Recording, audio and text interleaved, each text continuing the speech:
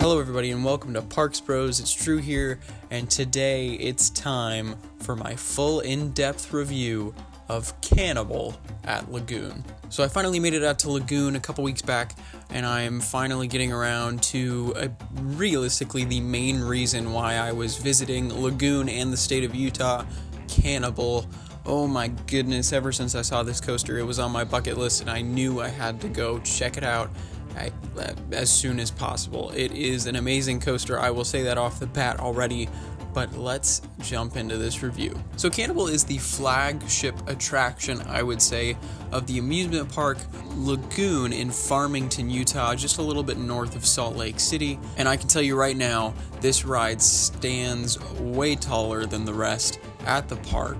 I mean, it's a monster of a coaster. Just looking at it from walking into the entrance, you can just see it by itself, towering above most things besides like the Ferris wheel and the S&S drop tower. But it really does stand out on its own as just this massive ride. So to get to this ride, you're going to walk through the entrance, and then at the main T-junction, make a left and just keep going left, go past Catapult and the Sky Coaster, as well as Paratrooper, and you'll eventually reach Samurai and the Enterprise, as well as the Ferris wheel, and it will just be to the left of those attractions, all kind of by itself, really, which does make it a little less enticing to go over to that side of the park just for that attraction, because there's nothing really around it, which is kind of a setback, but that's okay, because the ride makes up for it anyways. But you'll see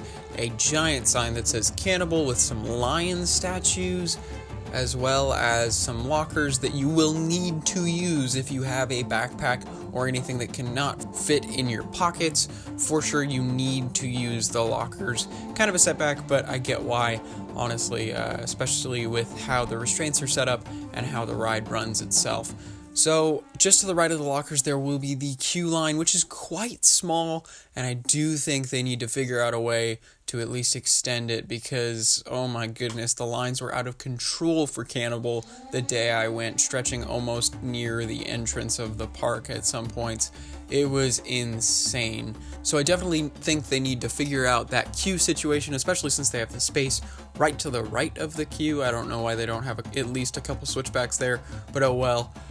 So you do this little curve around in the queue real quick, and then you get up to the station, which is actually kind of themed, not really too much theming in the station itself besides the giant mural of flaming skulls, which is a little bizarre, but it's kind of cool. It looks nice for sure, but then you have some regular ceiling fans above that and just some metal work around it, and the operator's booth is actually themed to like a giant barrel or cauldron of some sort. It's kind of interesting. At least they actually attempted to theme most of this station, at least.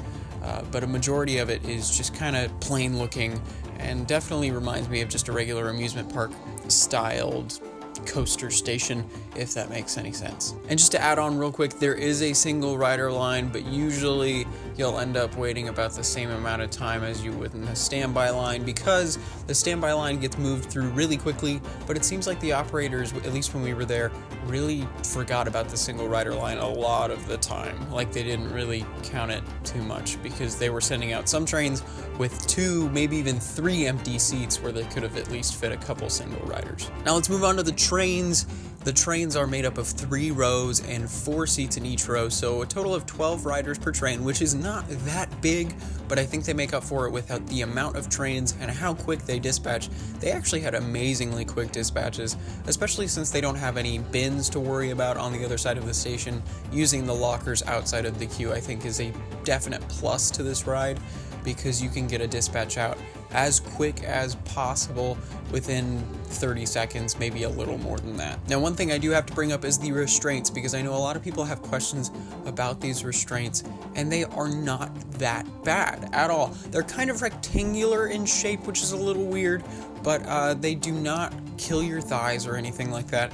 They are actually quite comfortable, and they don't go too far down during the ride experience, at least if you're trying to hold them up in certain parts of the ride. But you could easily get at least a little bit of a gap to make it breathable and comfortable as well. Also, there are no seatbelts on this ride. I think it's completely okay in Utah to not have seatbelts on a looping coaster with a lap bar. I know in California it's not like that for sure, but Utah, I'm sure it's different. So you do not need to worry about seatbelts either, so you just pull down your lap bar and you're good to go. But since you're seated down and you've got your lap bar on, let's go through the ride experience.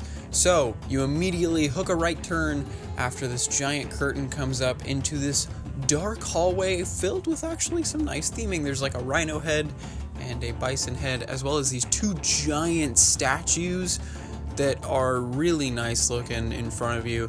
And it's very dark, so I actually didn't realize most of the theming until about 3 rides in, because there's just a lot more than I expected, especially on the walls themselves. So you hook this right, you go straight for a little bit, you go in between the 2 statues, and then you hit a wall where you stop. And then the fun part happens. You take an elevator lift up over 200 feet. Now, this is my first ever elevator lift for a roller coaster, and I thought it was awesome. Honestly, probably in my top 5 to 7 elements in the ride.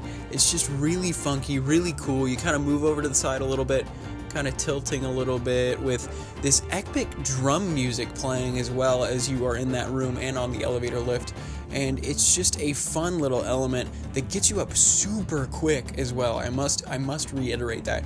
You get up to the top of the coaster within a matter of seconds. It feels like you just bolt right up to the top, which is a big plus to this elevator lift system. And if the work lights are on, you can even look to your left or your right, depending on which way you're going up, to see the other side of the elevator lift coming back down as you're going up, and that's really cool to see, at least when you're a geek like me. Now, once you get to the top of the elevator lift, oh boy, probably the best reveal on a coaster I've ever experienced, and the best opening experience to a ride besides a launch coaster. This curtain comes up and you get this amazing view of Utah and this landscape, as well as, I think it's Interstate 15, correct me if I'm wrong on that, but you get this crazy view, especially in the front row, where the track goes out, and then just disappears. It is an amazing reveal for a coaster.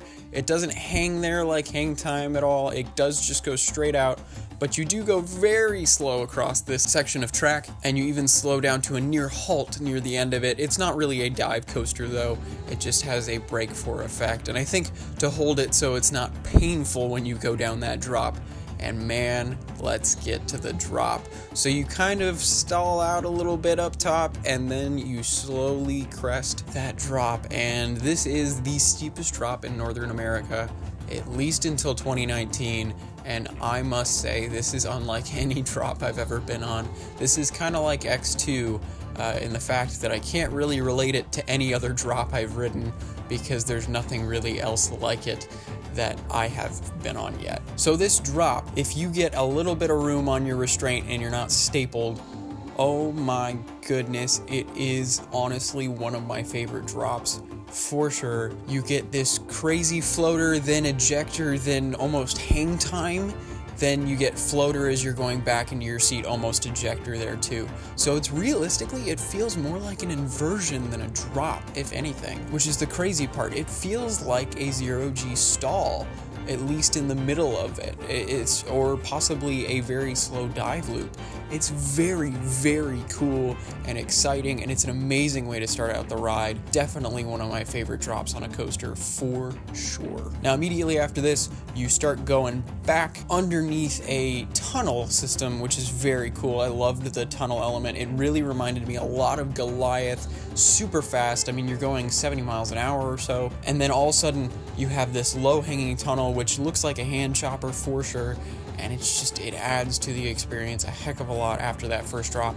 And then you experience my first ever Immelman, which is kind of crazy to say, but the Immelman element is not too special, but it's definitely awesome to have it on the ride, especially after not being able to experience one before. Now, after the Immelman, you go back towards the brown tower that has the elevator lift, and you go into a dive loop, realistically in this dive loop. Kind of stops you up at the top a little bit, just a little bit. At least in front row from what I experienced, it just kind of feels like it kind of loses momentum near the top a little bit, which is completely okay.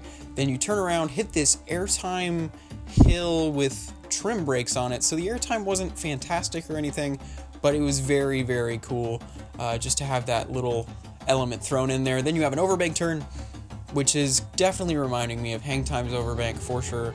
And then you go up behind the tower into the mid-course brake run. Now the mid-course brake run does slow you down, but at the same time, I am glad it slows you down because this next element needs you to be slowed down. Right after the mid-course brake run, you hit a left turn into probably the best or second best element on this ride, and that is the Lagoon roll. It's the only one in the world. It is pretty much two heartline rolls, whatever you want to call them, back to back in two different directions without you actually ever going flat again, if that makes sense. So you turn left, do a barrel roll all the way until you are sideways. You are about 90 degrees to your right, and then you do a barrel roll going right, and it's just insane. The hang time is unlike any other ride. It is the best hang time element that you can experience, at least